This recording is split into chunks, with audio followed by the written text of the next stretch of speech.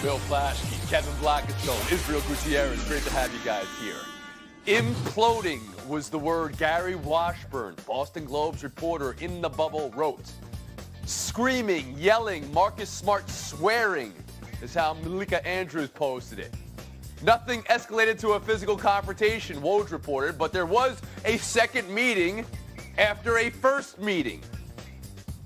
Israel Gutierrez, I want to start with you here. Is this what happens when the Heat are oppressive and you're down 0-2 and you're blowing two double-digit leads? Or are the Celtics beyond repair here? I don't think they're beyond repair. I do think a second meeting is quite telling after only 2 games, but I don't think they're beyond repair. Look, the way I see it is Marcus Smart and Jaylen Brown in particular are looking at that Heat team and saying, we can win that way, because that's what Marcus Smart and Jaylen Brown do, is they play tough. Now, they're quality offensive players, but they play tough and they defend, and they can sort of be the guys who can make the difference and do a lot of the little things. And now you see a Heat team that has Jimmy Butler, the head of the snake, if you will, doing that, and an entire team that's live, an entire team that can contribute, an entire team that's together on both sides of the court. That's what the Celtics are missing. Look at the assist numbers, 27-19. They don't play with the same unity that Miami does right now. And Miami just has a team that has been benefiting from whether it be the time off, whether it be the extra time here in the bubble with Andre Iguodala, with Jay Crowder. They look like the best versions of themselves they've been all season long, and the timing is perfect. And it looks like Boston wants to be a lot more like Miami right now. So you're saying Boston has grit envy here. They have Grenvy. Essentially. But you don't think it's irreparable, that they can get this back after having the screaming, yelling fight in the locker room last night? Let me ask that question to Bill Plaschke. Is Boston in such trouble here, they're beyond repair? I think they may be. I'm not going to call it over, but I'm on the verge of calling it over. No, why would you call it over? I mean, the Heat have such a their basketball IQ. They're everything Boston wanted to be, just like Izzy said. They go into a zone in the third quarter, and the Celtics are completely flustered. Yeah. Bam has 7 baskets in the third quarter. Boston, the entire team, has 4 baskets in the third quarter. Jimmy Butler makes the 2 great hustle steal play. Dragic is all over the court. They're playing, as like Spoelstra said, as if on a string. They're so together, and the Celtics are so discombobulated. I don't see it happening. I don't see them coming back. Kevin Blackistone, I'll bring you in here now. You heard Gary Washburn say it was raucous in that locker room, and he's been outside locker rooms where people are yelling before, and that's what he said. It was raucous. Can Boston recover from this, or is Miami just doing things that there'll be no answer for? I think Miami is doing things that they can't match right now. Right. I mean, you talk about the coaching change that was made in the second half. There was a Celtics team that put up 60 points in the first half. They came out and they were staring at a zone. They did not know what to do. That's Spoelstra getting it done. And then the lineups that he would have out there, the veteran guys, those are the grit guys that really Boston has, but their grit guys are not the bell cows of their team. When you look at Jimmy Butler and that team, he's the guy who's the leader and how he paces them. And I just think that, it's one thing for the Heat to be in the basketball uniform, so to speak, of the Celtics, but it's another thing for them now to be in the heads of the Boston Celtics. So even if the Celtics can pull it together, I still don't think I see anything that makes me suggest that the Heat are going to crumble under any newly applied pressure from the seas. Israel, can I go back to you? Nobody knows Miami better than you do. And this team, I mean, they're 10-1 in the postseason. They are much better than they were in the regular season. What's really come together for them? I think it's more of a continuation offensively than what they'd started all season long. It's just they've been doing it better. Whether it be because Duncan Robinson's gotten into such a rhythm where guys can play around him, and Duncan doesn't even have to, hit 6 threes the way he did last night for defenses to really pay attention. But I really think the biggest difference has been on the defensive end. I was thinking about this earlier today. If they were able to get that Gallinari trade from OKC, would they have been the same team if not Jay Crowder starting at the 4 with that three-point shooting, of course, but also that defense? And those guys, they're on a string better than I think anybody in the league, definitely right now. And it reminds me a lot, honestly, of those old Golden State Warriors team. Now, they looked like that on the offensive end all the time, but on the defensive end, got a lot of credit for that as well. And that's how connected this Miami Heat team is right now. That you can hide guys like Tyler Hero on defense or a Duncan Robinson because everybody's on the same page. Well, Kevin, I heard you say, you're not saying it's irreparable for Boston, but you still believe Miami's definitely taking this series. And Bill Plaschke, I mean, Bill, you're not calling this series over. I'm so You know what? I impressed. can't, because I think we've all learned, because of no fans in the stands, I think comebacks are happening all over the league now. I think they're happening all over the playoffs. You can't really count anybody down too Yes, low. However, we've learned that. I believe we have, Bill. Right. However, you know what's interesting? You have to note Miami, 4 double-digit comebacks. They did this 3 times against the Bucks. So it's in just the Celtics. Yeah. This is about the Heat. Yeah. Thank you. I'll give you that. I thought you said when you said, however, Lakers have already closed out the Nuggets. I'm calling that series over. That's what I thought you were going to say. That's our next topic of discussion here. Let's get into it. If I could ask you to hold your Laker head out of this for a second and think about the Nuggets, Bill. Denver just came back from 3-1 down, 2 series in a row. Mike Malone joked the league should just start this series 3-1 and get it over with. And then Jamal Murray said, give us some damn respect. So, Bill, when you think about Denver, what type of threat do they pose to the Lakers? How do they match up against the Lakers? I love Denver's grit. I love their guts. I love their comeback. But they don't pose any threat at all to the Lakers. I'm sorry. There we go. See, I mean, you can't even resist that. Wow. Tony, let me talk. The matchup just doesn't fit for them. Anthony Davis averaged 29 points against the Nuggets, 2 points per possession against them interior. Jokic gets killed by the Lakers' length. The Lakers were 3-0 against the Nuggets this year when LeBron James played. It's just a bad matchup. The playoffs are all matchups, Tony, and this is just a bad matchup for Denver because of the Lakers' length, because of their height, because of the way they play inside. The Nuggets, fourth most points inside of any team in the postseason. It doesn't work for the Nuggets. It just doesn't equate. I accept that. I asked you how the Nuggets match up against the Lakers, and you say they don't. Israel, do you see it that way? No. If you would have asked me in February, I probably would have leaned more toward the way Bill is leaning right now. However, now the way the Nuggets are playing, it is. And it starts with Jokic. He's in better shape. He's lasting longer in terms of his productivity and how he can do things on the floor. And also, Jamal Murray has been spectacular. And even I thought against the length of the Clippers that he would find a way to shoot in the low 30s perhaps and kind of collapse in the postseason. He didn't. He's finding ways to score anyway. So I do think that you need to put some respect on these guys' names because those two guys match up in terms of just in terms of a duo, absolutely match up well with the Lakers. And the way that offense is flowing, it's a little bit like the Miami Heat. They're going to give the Lakers issues, even if it's not a one-on-one problem. It's going to be with ball movement and with the way Jokic runs that offense. And I absolutely think they're going to give the Lakers. I'm going to make sure I have this right, Israel. LeBron James and Anthony Davis, who are 2 of the 5 members of all NBA's first team, that they're even with Jamal Murray and Nikola Jokic as far as the way those guys are playing right now. Absolutely, I would say they're pretty much level as a duo. Not even close. Kevin Blackistone, the floor is yours. You can address Israel or this series, whatever you prefer. Thank you, Tony. I understand that we have been mesmerized by the Denver Nuggets in the bubble and what they've been able to pull off in a couple of series, and the great scoring of Jamal Murray, and the camaraderie, the gamesmanship, the playing together he has with the Joker. But have we forgotten those 2 players on the Lakers? I mean, LeBron James and AD have been playing out of their minds. Let me ask you this question, since we asked the question about who is going to cover Jamal Murray or how they're going to handle the Joker, who on the Nuggets team is going to cover LeBron James? And defensively, they're not exactly that. And if Joker gets in trouble, if he gets in foul trouble against Anthony Davis, who do they bring in his stead? This is not a good matchup for the Nuggets, as Bill Lasky said. You were talking about for Jamal Murray. You just stick LeBron on him, and that's the end of Jamal Murray. That's what you had just said when we sat down. Yes, and in fact, I know we're going to get to this later in the show, but you don't think LeBron's going to have a chip on his shoulder after losing the MVP to Giannis? Are you kidding me? Tonight's blowout tonight. You don't think the Clippers just said, let's put Kawhi on Jamal Murray and shut him down? Well said, Israel Gutierrez. You got that in right after the horn. You got it in. You got it in. All right. Just blew a 3-1 lead. We'll take a pause on this discussion. We'll move. Let's talk some football real quick. Thursday Night Football last night. What, if anything, you took away from Browns 35, Bengals 30, one of Mayfield's best games as a pro? Chubb, 5.5 yards to carry. Hunt, 8.5 yards to carry. Joe Burrow's first 3 touchdown passes of his career, they were part of the 61 passes he threw. What was your takeaway, Kev? Well, 2 things. Number 1, I wanted to like Joe Burrow coming into this NFL season. I like Joe Burrow coming into this NFL season. I'd rather not see him throw 60 times. And coaching makes all the difference in the NFL sometimes. That was not a discombobulated Browns unit out there. Mayfield's got the weapons. He was able to use them last night. They are more this year than what we thought they were going to be last year.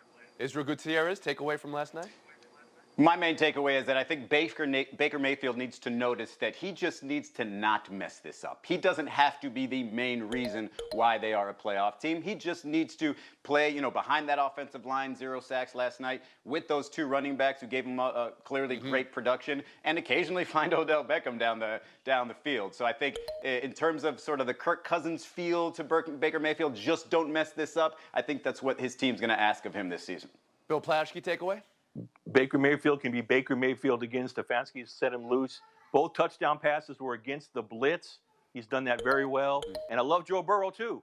Joe Burrow, you can see that's a leader in that young man. I love watching the game. I couldn't believe it. I actually enjoyed watching the Browns-Bengals game for the first time in forever.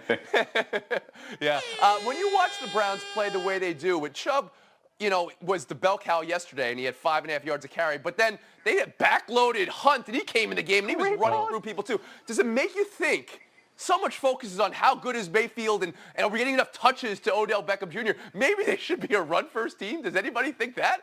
I mean, that's a tandem in the backfield that nobody has. Pretty good. Bell. We've been Horn. We're taking a break. Today, Giannis told Ernie Johnson, don't call me MVP until I have a championship. So when we come back, we'll talk about Giannis. And to pump you up for week 2 of the NFL, here's Jim Irsay. Pump us up, Jim. To know that this game, and only this game, against a great team, against the Vikings, which is always a tough fight, we will be there. Is he going to lift that? Israel, what is that? Was that 350? It looks like he's spotting somewhere. I mean, it's too much for him. No, he's doing forearm curls. We'll come back in 2 minutes, victorious. Giannis, 85 first-place votes. LeBron, 16. Back-to-back MVPs has now happened from 12 players in NBA history. You know the names. Giannis, Steph, LeBron, Nash, Duncan, Jordan, Magic, Bird, Moses, Kareem, Wilt, and Russell. LeBron and Kareem have won back-to-back at 2 different times. Giannis doing it all by age 25. That's happened 2 other times before. Did it without a championship. You know the list that's done that, Kevin Blackistone. You said it as we sat down. Here are your points. LeBron, Nash, and Giannis, when they won their back-to-backs, didn't win a championship. So today, Giannis told Ernie Johnson, don't call me MVP till I have a championship. So I'm going to ask you, Kevin Blackistone, are you calling him MVP? Yeah, I'm calling him MVP, but I'm calling him MVP along with Steve Nash as 2 guys who won back-to-back MVPs but only saw the NBA Finals from their living room couch.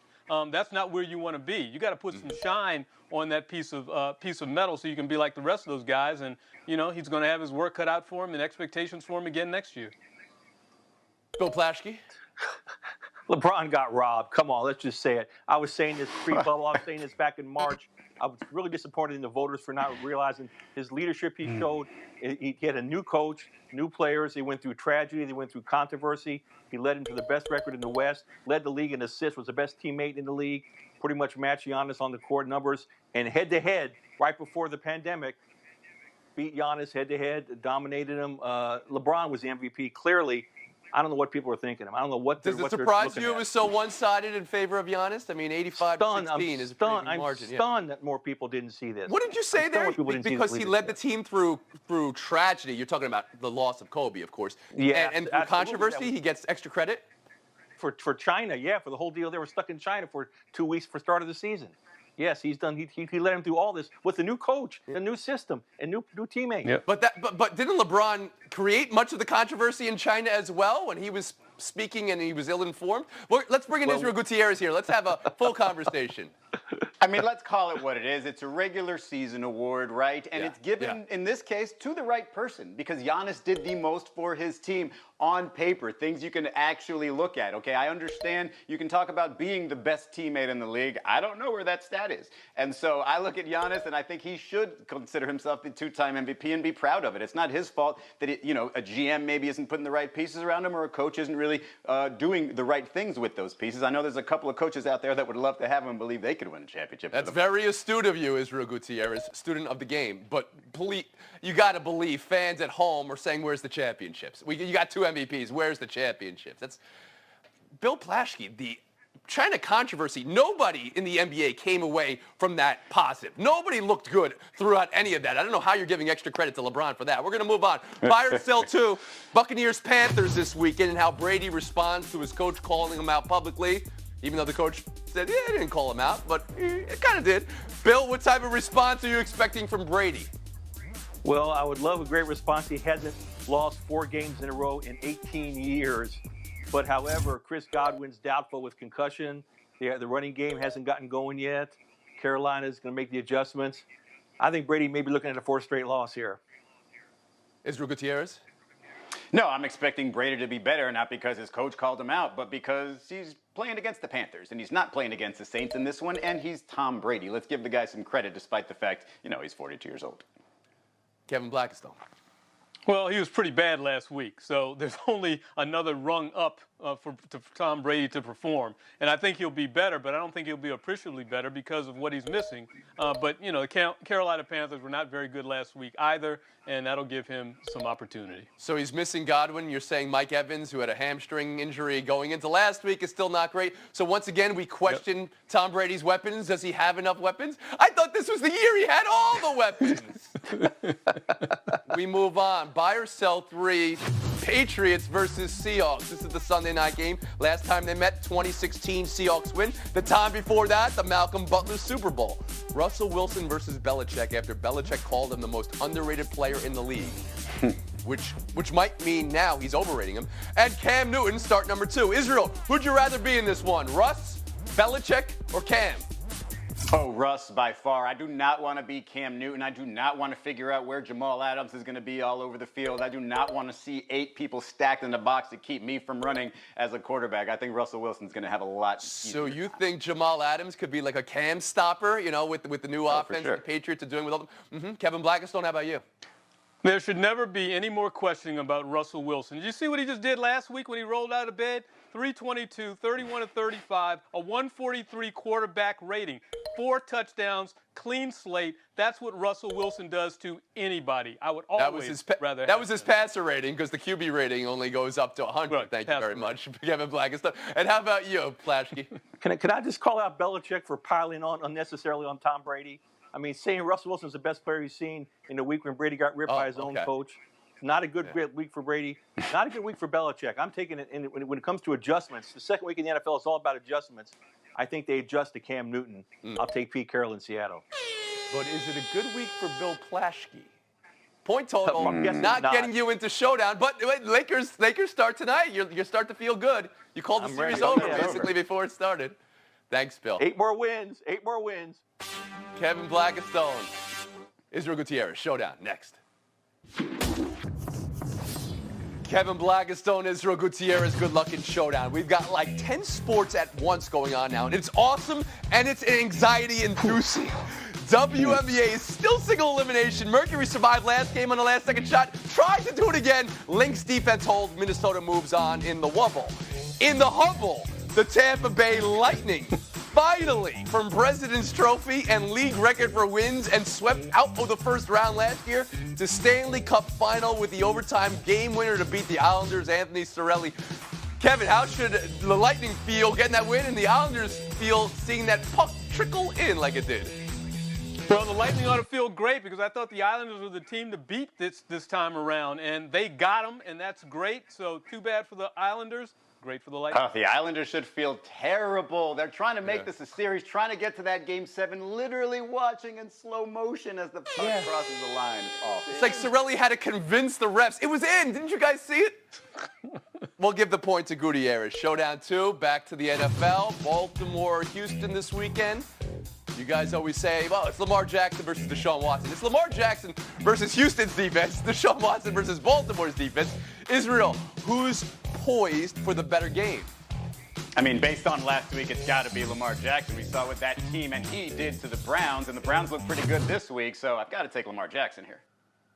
I would look at that passer rating for him too, but you know what? Deshaun Watson has got to bounce back. This is going to be a bounce back weekend for him. You think the Texans are going to beat Baltimore here?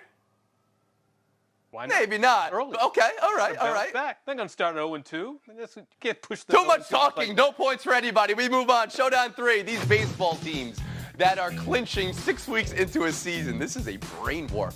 White Sox and Rays in the playoffs. Who's more dangerous, Kevin? So it's got to be the Giolito-led White Sox. You got to love it. For the first time in 12 years, all those young players back, Abreu, that pitching staff, you got to like the White Sox. Give me the White Sox, too. Jose Abreu. Tim Anderson won the batting title. Yeah, they seem to be a team of the future, but they seem like right now for me. Both the future and right now, which is a great way to get into FaceTime, which was in the future 5 seconds ago, but is right now for you, Israel Gutierrez. Thank you, Tony. If you're looking for that straw that broke the camel's back when it comes to 2020, how about the Maui Invitational getting moved outside of Hawaii, obviously? Where? To the Maui of the East Coast, naturally. Asheville, North Carolina. What are we going to do here? Part of the appeal of the Maui Invitational is, the Hawaiian shirts, the leis, not really knowing what time it is over there. Hey, and this, what are they going to do? Are they going to do all the same gimmick? Are they going to have the leis and the shirts? Are they going to, put, I don't know, barbecue around their necks or something to show you that they're in Asheville? I don't get it. I don't like it. I was waiting Go back to see Hawaii in 2020. where you were going with that. Community, All right, North yeah. Carolina. Okay. We'll call it barbecue around the neck. We'll say that. That's it for us. We're back Monday. Have a great weekend.